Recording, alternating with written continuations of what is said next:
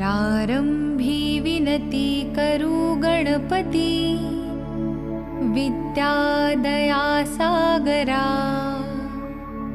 अज्ञानत्वहरो बुद्धिमति दे, आराध्य मोरेश्वरा।